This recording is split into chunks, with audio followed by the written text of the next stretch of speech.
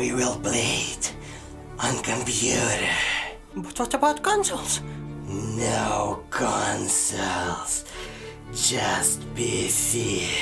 Graphics. But I always wanted to play gamepad. We will play in the computer. In Lord of the Rings.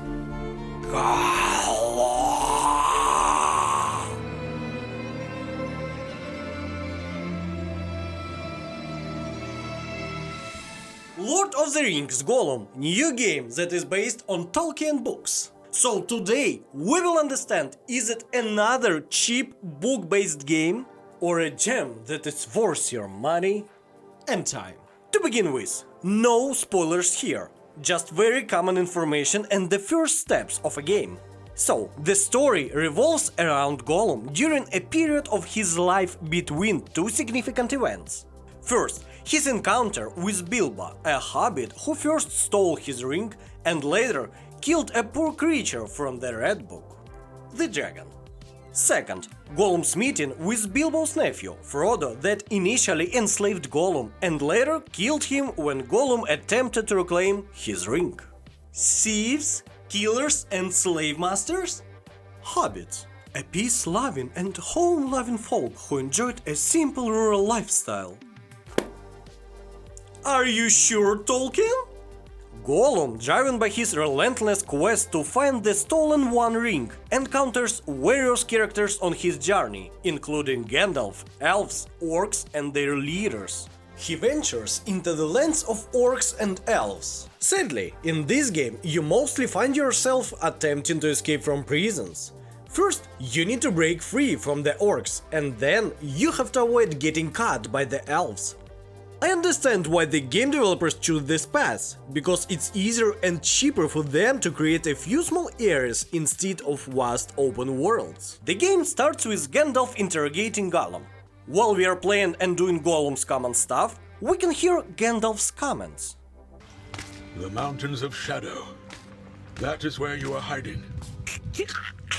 Mustn't ask. Why is it asking us questions? Why? One of the most important things is that story is based not on movies, but on books, and they have some differences. The movies changed and added some parts to make the cinematic experience better. They altered dialogues and scenes to fit the movie format. Because of these changes, some important characters were not included in the movies. For example, remember the scene with the Nazgul chasing Arwen and the injured Frodo? Well, in the book it was not Arwen but Glorfindel, an elven warrior. This is just one example, so some references might be unclear to those who haven't read Tolkien's books, but only watched the movies. But don't worry, there are only a few of them, and they won't significantly affect the overall impression. For those who have read the books, they will add more enjoyment. Because you're in Books Club. Welcome to the club, buddy. The visuals are really nice, and I want to empathize that for me the art style is more important than realistic graphics. Here I have something to say about it. You may have noticed that the graphics here resemble an old fairy tale cartoon rather than being realistic, and I really like it. It gives me a Hobbit-like vibe, since The Hobbit was a fairy tale unlike Tolkien's other books. We should also remember that we experience all the events through Gollum's perspective, so maybe that's how he sees the world. The orcs are portrayed as ugly and strong, while elves are tall, slim and have a proud demeanor. The wizards have long beards, big wizard hats and wear peculiar wizard clothes.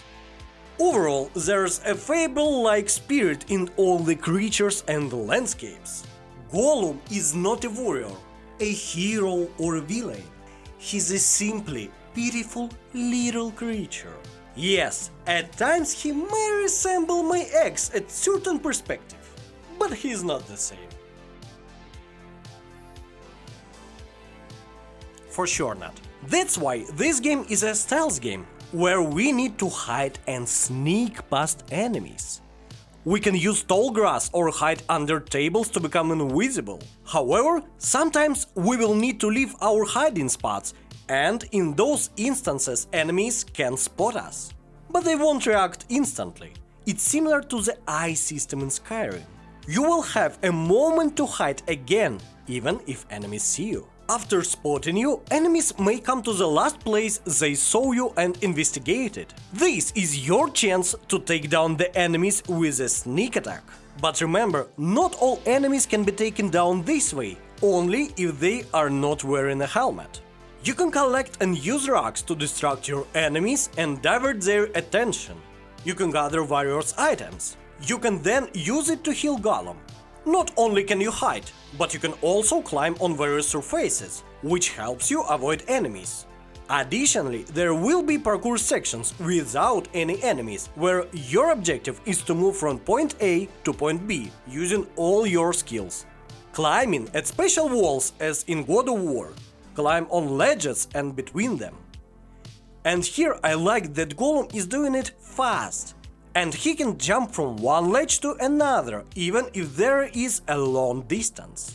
At times, you will experience peaceful moments where hiding or running is unnecessary. During these moments, you can explore the surroundings and interact with characters. This allows you to receive commentary from Golem or others, immersing you further into the world of Middle-earth and Golem's body. What surprised me is that the developers added choices to this game. Sometimes you will have a choice between Smeagol and Golem. And this choice will not only impact your story, but also affect gameplay. For instance, there was a situation where Golem is observing a bug, and you will have the option to either kill it and hide, or continue on watching. By choosing to hide, we understand that killing the bug would be more beneficial to our character in this particular situation. However, the choice is ultimately up to the player. Of course, I choose not to kill. I'm not a killer, unlike some Hobbit family. But sometimes after you make a choice, things didn't go as expected. Instead of seeing the planned cutscene, you find yourself playing a small game where you have to convince the other side of Golem by choosing the right words. It's interesting because Smeagol isn't always good and Golem isn't always bad. There was a time when Smeagol wanted to hurt someone, but Golem showed mercy. So it's not just a matter of choosing between good and evil. If you take a look at the reviews, you'll see that this game has received terrible ratings, and I can understand why. There are indeed issues with optimization, it's not incredibly engaging, and the controls are challenging. Moreover, it's priced at the steep $60, which doesn't seem justified. However, I would like to defend this game by saying that it's not absolutely dreadful. It falls somewhere in the middle in terms of quality, and the optimization is likely to improve with future patches. Additionally, it offers around 10 hours of gameplay, so you won't get bored quickly. Can I recommend it? Yes, but not right now. Wait until the price drops to around 20 or 30 and then consider purchasing it. At that point, it will be worth the investment. And I'm glad that someone is making AA games now, because I'm tired of the same AAA games.